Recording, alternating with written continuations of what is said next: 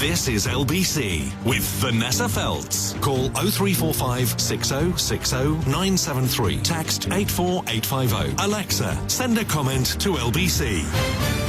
Well, the hour of broadcasting today that we find ourselves embroiled in was inspired entirely by the contribution yesterday of the inimitable Simon Marks, LBC's Washington correspondent. He really is the sine qua non of correspondence, in my view, and I'm sure in yours too. Always an honour to have him on the programme. He sparked off a whole hour of debate, and we're still embroiled in it, Simon. But he joins me again on the programme today, and that is to discuss the fact that several people have been fired after a clampdown on speech over the Charlie Kirk shooting. And I'm sure he'll tell us a great deal more. Simon, thank you so much for coming back. Absolutely, Vanessa. I have been called worse than the sine qua non of Washington correspondence, I can assure you. The firings are underway, and what is taking place here this weekend is a grief and anger-fused, crowd-sourced effort to try and root out people that have either expressed open joy over the assassination of Charlie Kirk last Wednesday, which of course is an absolutely shameful and disgraceful pursuit by anyone. But the dragnet appears to be going wider than that. In the words of the Deputy Secretary of State, Christopher Landau, who is threatening to keep any foreign citizens out of the United States if they have expressed sentiments that the US government finds offensive with regard to Charlie Kirk's assassination. He is saying that anyone who has taken to social media praising, rationalising or making light of the event will no longer be eligible to enter the United States. And of course, those phrases, praising, making light of, or rationalising the event, are not precise legal terms. It's going to be in the eye of the beholder. And so this crowd-funded effort to gather information and a database of people who have turned to social media inside the country and outside the country, has now put together, at least one effort, has put together over 50,000 names. And the public, those people who were admirers and supporters of Charlie Kirk, are putting enormous pressure on some large corporations, private employers, universities, school systems, hospital systems to fire people, and they are so doing. The Transportation Secretary, Sean Duffy, on social media says American Airlines pilots who were caught celebrating the assassination of Charlie Kirk have been immediately grounded and removed from service by American Airlines. The airline has confirmed that. He says this behaviour is disgusting and they should be fired. And then he goes on to say any company responsible for the safety of the travelling public cannot tolerate that behaviour. We have heard similar action has been taken by Delta Airlines. There have been at least 2 universities, one in Tennessee and one in Mississippi, that have now fired staff members after their names were furnished to them by that social media campaign. And the university in Mississippi said that the firings have taken place for inappropriate and callous comments on social media concerning the horrific and tragic murder of Charlie Kirk. The problem with all of this is that, as you know, free speech in the United States is constitutionally protected by the First Amendment to the American Constitution.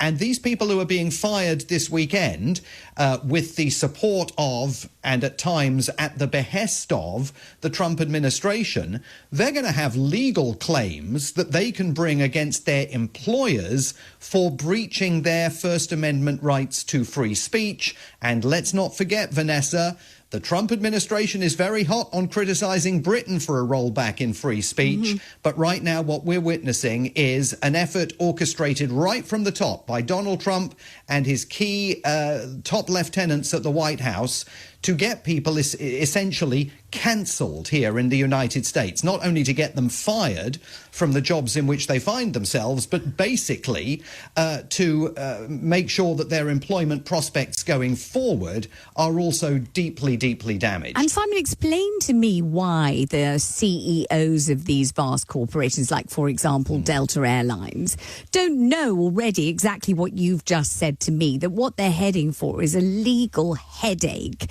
as they're tied inextricably up in incredibly expensive Gordian knots by employment lawyers saying this is a country in which free speech is enshrined in the Constitution and you're allowed to say things that are horrible and rude and distasteful and disgusting because it's free speech, and even if people don't like it, you're allowed to say it. Remember, Ken Livingstone used to very much call upon that when he said something that absolutely horrified the public. He said, yeah, well, you don't like it, but I'm allowed to say it. I don't have to be polite. Free speech means I don't have to be, and I don't have to be decent, and I don't have to be any of those things. I can say it because I want to say it. So the CEOs of these companies surely know that they are stumbling into this minefield, don't they? Yeah, but I think that the calculation they are making is that they would sooner take the financial hit and pay damages out if they lose these lawsuits. And some of them will lose these lawsuits. The American Civil Liberties Union is already describing all of this as intimidatory behaviour by employers and by the US government. And they are assuredly going to provide advice and assistance to some of those people who have been fired this weekend. But the corporations are saying, I've got a choice here. I can take the hit financially and pay some of these people out if I lose the lawsuits, or I can keep them on the staff, and I am going to enrage the Trump administration. I am going to be paying the political price. I will be on the receiving end of consumer boycotts that are led by Charlie Kirk's admirers and supporters. And they're making the same decision that captains of business have already made over the last 9 months on numerous occasions when they've had their collar felt by the Trump administration, some of them deeply serious. Just on Friday, the university system in California handed over a list of 150 names of faculty members to the Trump administration so they can audit them for their viewpoints when it came to tolerance or lack of tolerance for pro-Palestinian demonstrations that were taking place on the campus at Berkeley last year. It ranges from that kind of really serious stuff to the trivial stuff. We've seen a major restaurant chain here in the United States, Cracker Barrel, abandon plans to change its logo because President Donald Trump didn't like the new logo. He didn't like the idea that a character known here as the old timer, an old timer living out in the American West somewhere, this figure was going to be removed from the Cracker Barrel logo. And so Cracker Barrel was accused of being woke, and immediately the company backed down on a rebranding and re-imaging campaign that it had spent months planning. Nobody wants to broker a stand-up fight with Donald Trump. And as a result of that, the events that are taking place here this weekend are taking place, and many of these companies are saying, OK, we'll see you in court. And what's the general view on the state visit that's about to be paid to the United Kingdom? What are people hoping for? What are people thinking might happen? Because certainly in this country, I'm sure you're well aware of this, it's being seen as a potential, tightrope or tripwire for Sir Keir Starmer. Embarrassment could pour from both men at the very first press conference, couldn't it? If a few kind of volleys of questions about Jeffrey Epstein, the paedophile, are hurled at them, I mean, there's going to be egg over everybody's faces. It's not going to be a pretty sight.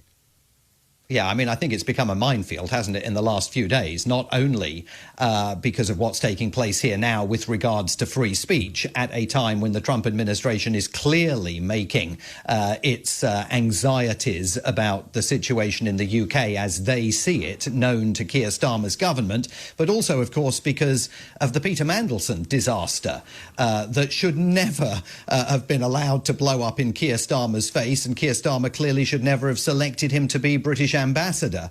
I mean, I think it's fair to say you could stop most people on the streets of America and ask them how they feel about Donald Trump's state visit to the UK, and they would not actually yet have zeroed in on the fact that it's about to take place. And much of the focus will inevitably be on the pomp, on the ceremony, on the pictures with the king and other members of the royal family, which Donald Trump, of course, is known to covet.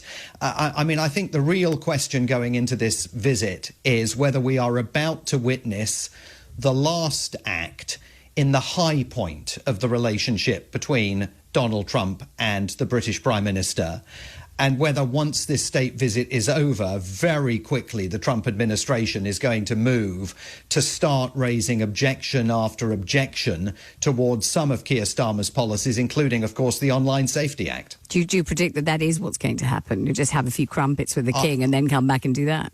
Yes. I think it's distinctly possible. I mean, I think the mood music here over the last couple of weeks, fueled, of course, by Nigel Farage's visit, not just his testimony before the House of Representatives Judiciary Committee, but also by his lunch with Donald Trump at the White House. I suspect that once Donald Trump has got that nice picture of him and the king tucked into his suit jacket, and he's flying home to the United States, I suspect that voices around him, including the Vice President J.D. Vance, including figures that would have included Charlie Kirk, will be saying to him, right, now we really need to put the pedal to the metal on this free speech issue. Thank you very much indeed. Gosh, Simon Marks, a magnificent broadcast again. Simon Marks, they're our Washington correspondent. And we'll take your call straight after this break. I'm Vanessa Feltz. This is LBC and the time 4:45.